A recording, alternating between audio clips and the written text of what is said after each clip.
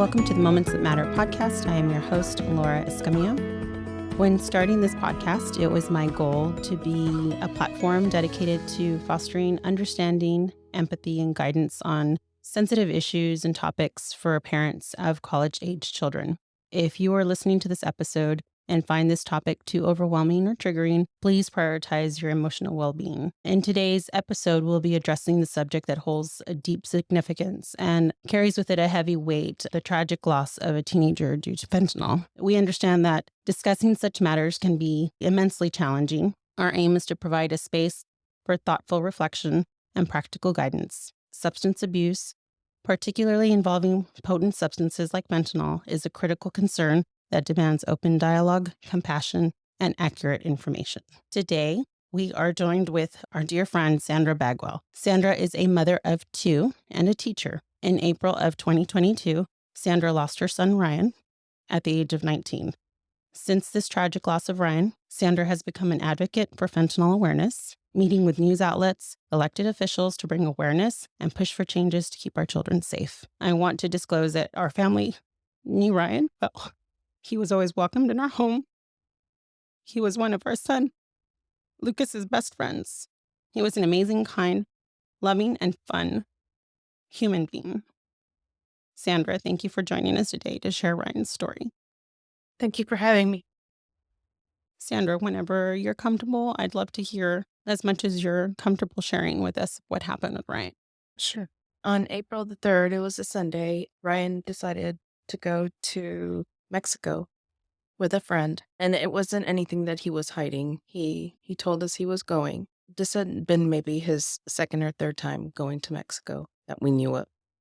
And I guess when they got to Mexico, I don't know if the plan was to get pills. We don't know. But we do know that he purchased pills from a pharmacy, Progreso, Mexico, pain medication he thought was Percocet. He came home that night in a great mood and told us that he had a great time. And he went upstairs, and it was maybe 6 in the evening. Mm-hmm. We don't know at what time he decided to take that pill. He did, and he never woke up. So that next morning, he didn't show up to work. And he worked for my husband, his dad, in family business. And my husband called me and said that he wasn't answering his phone and, he hadn't shown up to work. So I drove home. And I had this feeling. It's just a gut feeling that something was wrong. And when I showed up and I went to his bedroom, he was just laying there on his side. And I thought he was asleep. But as I got closer, I noticed that he had been gone for hours. I just dropped down to my knees and screamed to the Lord, like, why? Why? Why is this happening? This can't be happening. I don't remember how I ended up calling 911 and then my husband. Then it became an investigation. Right. Like a murder scene. So come to find out, I knew the investigators were asking me, did he have COVID? Did he have health conditions? And I said, no. The only thing I know is that he went to Mexico yesterday. He must have bought something in Mexico. Like, I knew it. I just knew it. A healthy 19-year-old. Right. Yes, he was overweight, but I mean, that. Aren't we all?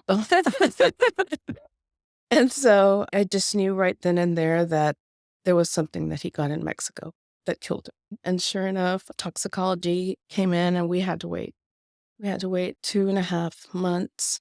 And there was THC in his system, which we knew. And then fentanyl. It was 11.9, which is like 5 to 6 times the lethal limit. He didn't have a chance. Right. He didn't have a chance. That one pill could have killed 5 to 6 people. So after I found that out, I knew that I needed to do something. In our community, it's a stigma, Right. drugs addiction is a stigma. And so at the beginning, before I found out it was fentanyl, I felt shame. Right. Like, as a parent, where did I go wrong?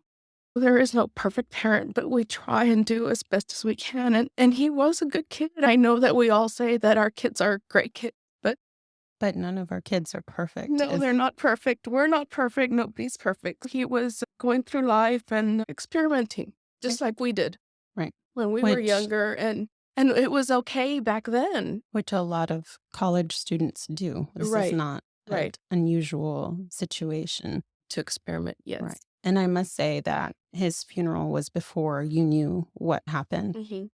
I must point out the immense amount of strength that you and your husband showed was overwhelming. I mean, for us as parents, that you asked for his friends to stay behind and you talked to them all. Mm-hmm. And of course, my son Lucas was in that group, and it was very emotional, obviously, but effective because he did come home and tell us what was discussed, Mhm. and it shook him to his core. And as a result, he is very aware of these very simple things, that just one pill, just one situation. And I think I can say it's changed the trajectory of his life, Yes. his mentality about these things, these very simple things that you might want to experiment with when you go to school. He's been in college for a year and he tells everybody, no, don't do that. Don't touch that. You don't know what it is. I have a friend who lost his life. And by all accounts, Ryan was not, he was not an addict. He was not abusive with drugs. This was an experiment. And this was a one pill. It's crazy to think of that, Yeah, that one pill changed our lives Everything. forever. Our forever. lives forever. The discussion of this and the work that you're doing now to bring awareness to this, because like I said, just knowing before we even knew it was fentanyl, just the fact that this We knew it happened, had to be some kind of drug. right? Well, Just that's why we wanted to make his friends aware. right. And just your strength to do that so immediate after this situation, because Ryan was a great kid and he had tons of friends. And I hope that it made an impact in every one of these kids' lives the way it did our sons. Talk to me a little bit about what happened after. We've seen you on the news, you share your post, and you've met other parents in this situation. What is your goal now with this? My purpose is to save lives. If I can save one life, that's all that matters. I don't want another family to go through what we're going through. In the U.S. right now, 250 to close to 300 U.S. citizens or Americans die from fentanyl poisoning every day. And that's just awful. It's Right. awful. So every morning when I wake up, I pray for those 250 to 300 families that are going to have to go through what we're going through. And it's just so awful. And so that's my purpose, is I know I want to keep Ryan's memory alive. And if he's not here with us, then at least he's maybe helping someone else And just bring awareness and to bring awareness. how Absolutely. easy this can happen to Right. anybody. It does not discriminate. It can Right. happen to anybody, any Right. age. We're seeing babies that Right. have Exposure. exposure. It's just very sad. And Very one sad. of our last episodes that we had, we talked about a lot of issues with a new mom that's sending her child to college. And as a mom who's already done this twice, we talked about a lot of safety issues. But my biggest message is that information is key, right? Your kids can't make good decisions if they don't have the information, if you're not talking about it, if you're Right. not open about it. And this is one of these situations that, as you said, when we were younger, we didn't even think to talk about these things. Even 10 years ago, I don't think we even thought of talking about fentanyl or anything like this. Right. This is our world we live in now. And this is just something parents have to accept as another thing that you need to talk to your kids about. Right. So I'd love to go into just the basics of this, just an understanding of, for one, what is fentanyl? Fentanyl being obviously a medication, an opioid, and it's synthetic and it's manufactured in a lab. There are prescriptions for this, and it is mostly used for pain and for medical purposes. However, in the situation that you're mentioning, It is typically produced overseas and smuggled in the US by drug dealers, and it's used to make things more potent, other kind of drugs, heroin, cocaine, and it's being laced with other medications, Percocet, Adderall. These are things that people take daily to Mhm. sleep, to control their ADHD or trying to concentrate. And college kids experiment with these things all the time. Where these drugs are coming from, this is the issue, right? How fentanyl is just impacting everything, things that should be normal and safe, right? Right. And it's just everywhere. I mean, kids are exposed to it on social media, Mm-hmm. very accessible. All they have to do is go to Snapchat or whatever social media Right. app and purchase it that way, and it's delivered to their house, and they have no Right. idea what they're getting. And They have no idea. terrifying. So I know that you're working with our governor and you've met with our governor and a lot of local elected officials. Maybe you can talk to me a little bit about Narcan and this effort that you're making to get this in schools and to get this in homes and Mhm. to students and just what that is, if you could explain Yeah, that. Narcan is a nasal spray that reverses the effects of fentanyl, and it doesn't work on anything other than fentanyl Mm-hmm. exposure. Yeah. Mm-hmm. So when someone takes fentanyl, we have, or a person would have 5 to 7 minutes to administer the nasal spray. And if the person doesn't respond within 5 minutes, then a second dose is recommended. You do second dose and until they're revived. Sometimes in some cases, it takes up to 4 or 5. That's how potent fentanyl is, Amazing. and we're just blessed that here in our school district in Sharyland, we do have Narcan at our campuses, Mm-hmm. elementary all the way up to high school. I know that took a while for it to actually happen, but I know that we're also gonna get trained teachers as well, which is really, really important. Mm-hmm. There's nothing to it, it's just a nasal spray, but of course, we all have to be It's trained. more recognizing that Right, obviously what's right. happening because, like I said, as it's happening to college students and they're experimenting, high Mhm, school kids are experimenting, all these kids are experimenting. There's mhm. no age limit, My thing is if you're gonna experiment, then have Narcan, and not right? just 1 or 2 doses. Have something available. It's very sad. I've heard from some sheriffs and deputies that have spoken to kids, college kids, high school kids that will go to parties and there's a pill, a bowl. And we've all heard of that, right? Mhm. There's a pill party and they pick a pill. And so then they designate, okay, well, I'm going to be the one who's going to stay up. You all take the pill and I have the Narcan. You Like a know how designated driver. right. Mhm. I mean, but that's That's what insane. it's come to, and you would think, "Okay, well, just I don't don't do do it. mhm. Don't do it." And These then ki there's that, "Okay, are we giving him too much by having the Narcan?" mhm, I know that's why some school districts are trying to push are back saying, hesitant, "Okay, yeah." Then we're saying that it's okay. No, you just don't know. better Why not have it there be safe, and be safe? right, And have lots of Narcan because you don't know, it could be a group of kids right. that are being exposed to it, and then in the end, you're gonna be like, "Well, who are we to save?" Right. And I know that this year, the FDA approved Narcan to be purchased over the Mhm. counter also. So it is available if anybody would like to get some also in stores, right? Mhm. Your local pharmacy or store Yes. should carry it. Advice for parents, like you were mentioning, parties, if this is happening locally in high schools, when they're in college and they go away and there is no adult supervision, it's likely that these parties exist Mhm. there too.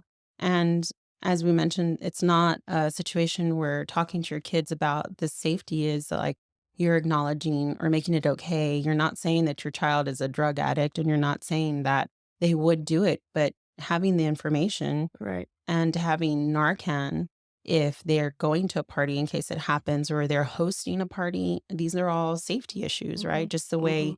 you would tell if you notice that somebody's too drunk to drive, you let them stay over and you don't let them drive or get them a safe ride home. These are all things that we have to live in this Right. world, right? So advice to parents would be to buy Narcan for their Narcan and speak to their kids, and don't ever think it's not not them, not my kid.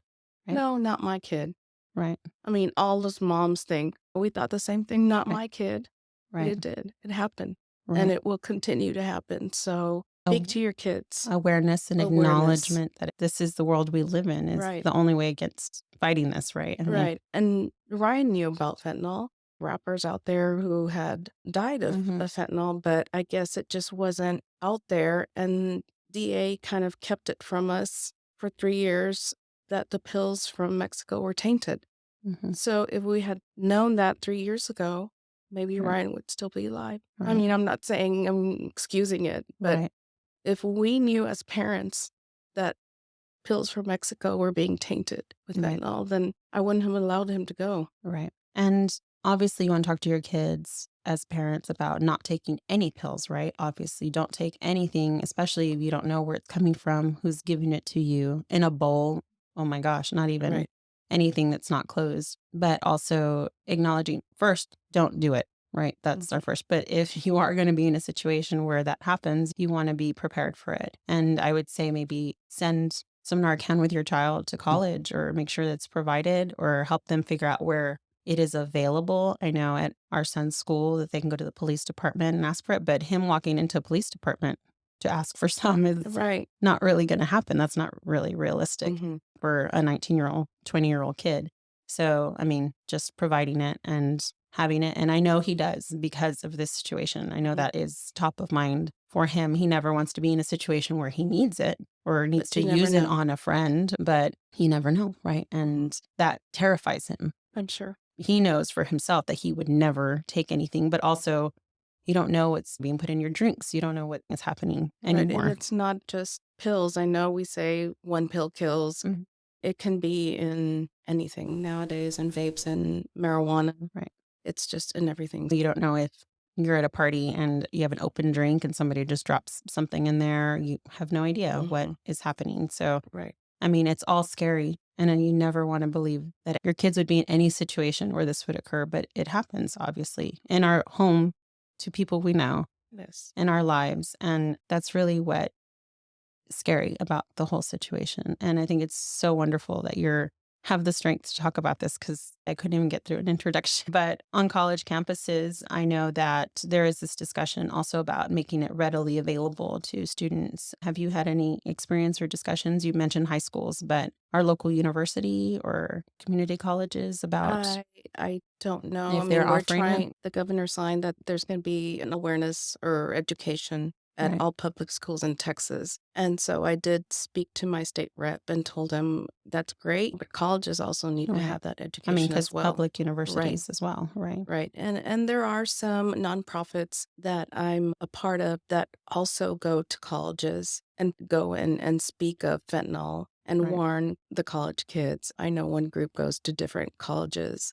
And make Narcan available because Right. I did read about some universities that do have it in the common areas in their student unions and Great. in areas where it can be picked up without question. And I think that's amazing. As a parent, I would prefer that than my child have to go ask for it and feel uncomfortable. Right. And like anything else, it's better safe than sorry. And like I said, we hear all the time, and I've heard from my son, students like, oh, I'm going to take a Xanax to sleep, or they take Adderall to study finals and those kind of things. But it's where do these pills No, come it's from? there. It's Or a there. I friend giving mean, it to them. And I have proof even in medical school. They're being offered, oh, if you ever need Adderall to stay up and study, I have some. right. But you're It, in medical school. right. Like, It's wow, everywhere. I it's mean, everywhere. and I don't think that I could say, well, you shouldn't be going to this school because there's people there that do that. Because there is No, it's no everywhere. safe place. There It's isn't a about safe place. It's information. very sad. Right. So it's about him having the information and him having Right. the wherewithal to know not to do this. But it's happening and it's available. We had another podcast where we talked about sending your kids with things when they're sick. And that was one of my things when I sent my oldest daughter to college. I didn't have the foresight to send her with cold medicine, and I didn't even think about her getting sick.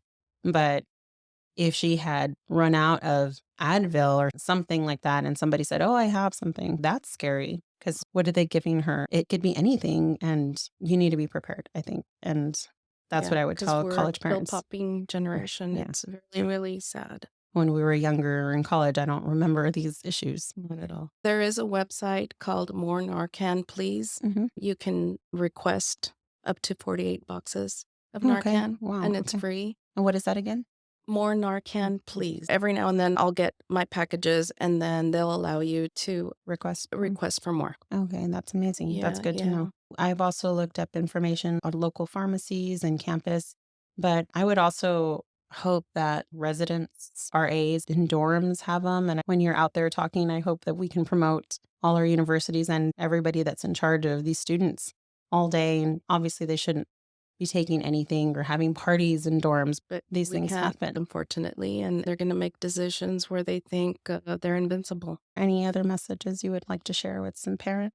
I'm out there. I'm going to a rally in DC for my second year.